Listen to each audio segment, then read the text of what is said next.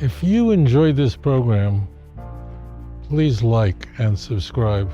I've never gone in there, but the Church of the Holy Sepulchre, which I could walk to very fast, Protestants tell me that it's a nightmare.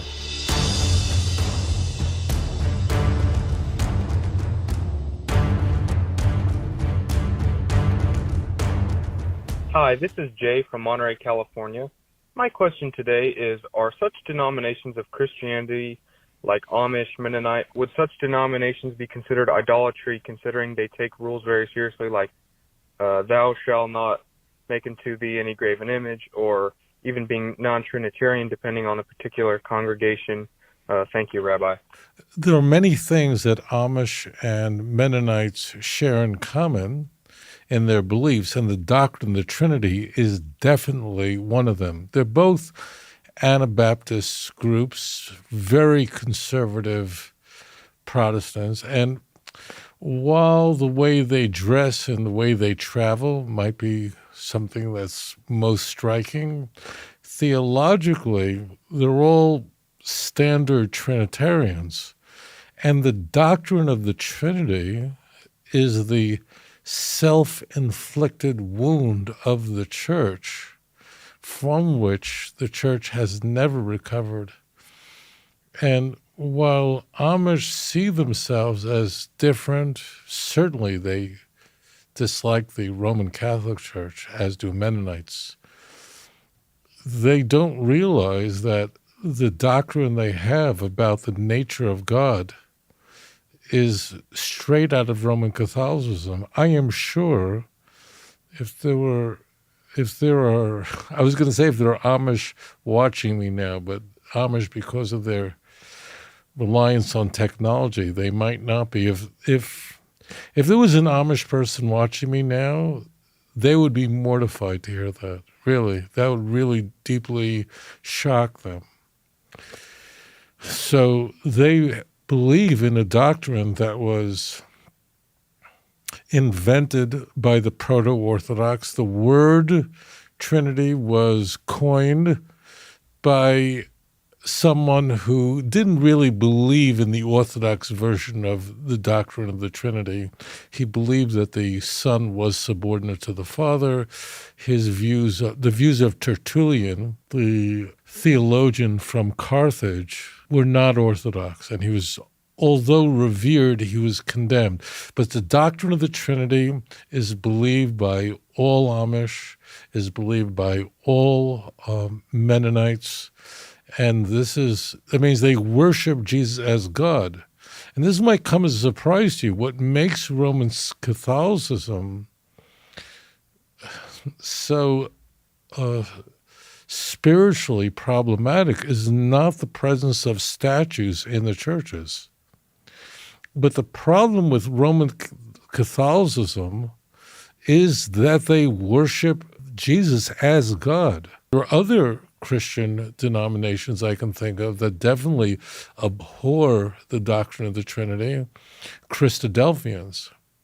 They're generally very nice people, and they're pro-Jewish. They see in the Jew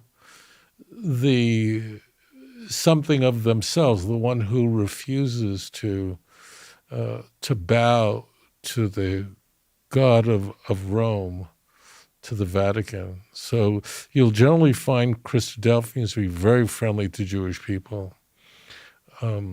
Unitarians, the same. Unitarian, don't confuse that with Unitarian Universalists. They believe in, I don't know what. They believe whatever. That's different. You know, it's funny, was last year when I was lecturing in the United States on one of the trips, I was asked to speak at a Unitarian Universalist church. And I told them I won't speak in a church. They said, Rabbi, but we don't believe in the Trinity. We don't believe in any, and we, really admire what you do, and we don't believe. And I said, I know, but the optics on it would be horrible. So technically, I could walk into a Unitarian Universal church. I would not. because it would send a terrible message. I have to be very careful with what I do. One other point about the Roman Catholic Church, their practice is different in different cultures. If you go to countries where there is more statue worship and it's sort of a more primitive worship, you will find that. For example, if you walked into a Roman Catholic church in São Paulo, in Brazil, it would be different than walking into a Roman Catholic church in Washington, D.C. It's different. Or a Roman Catholic church in Mexico would be different. So it really varies. But the major problem with the church, with Trinitarian churches, is precisely that. Not so much as that just adds to it. That just inflames it. And again, depending on which church, I've never gone in there, but the Church of the Holy Sepulchre, which I could walk to very fast, Protestants tell me that it's a nightmare. I'm not kidding. Protestants concede that they can't stand it because it's idols and statues, and there are many different Christian denominations that control it. They have a long-standing agreement to who controls what. They frequently get into fights with each other, and Israeli soldiers have to break it up. Don't ask. So you have the Roman Catholic Church, the Orthodox Church, different iterations. But the point is they're praying to statues, and there's a lot of that going on. So, but the key point is, I want you to know this one point. Listen up, Kindlech. In the Ten Commandments, the prohibition against partnership is even greater than worshiping statues. If you notice, Anochi Hashem Elokecha, Exodus 20, Anochi Hashem Elokecha asher tzisicha me'eretz Mitzrayim beis avodim. I am the Lord your God, who took you out of Egypt from the house of bondage. Lo yihye lecha elihim acherim al ponai. You shall have no other gods upon my face. What is upon my face? What does that mean? Now, I know your translation will render it before me. Forget that. It says al ponai, upon my face. That's what it says in Hebrew. That's l'rabbi shutfis, which means this is the most vulgar, severe iteration of idolatry. That means you believe in the true God. That means you're married to God. All Christians believe in the true God of Abraham, Isaac, and Jacob. They really believe in the Father. But in addition to that, they believe that Jesus, as a distinct person, as the second person of a triune Godhead, is God and worthy of worship and veneration, worthy of prayer, all that. The Catholics venerate Mary, and they just use the word venerate in order so it shouldn't spell bad. So they use the word venerate. So they all do that. That's the most grotesque iteration, because you're married to God. So if you're married, so an illicit relationship is much worse than just a relationship outside of marriage. Then the Torah goes on, you shall have no other statues and so on, and should not bow down to them. But that's after. The worst thing you can do is worship Hashem, the true God, which Christians do. They worship the Father as God, 100%. And that's what makes it so grotesque. It's a little counterintuitive. But they add into it Jesus.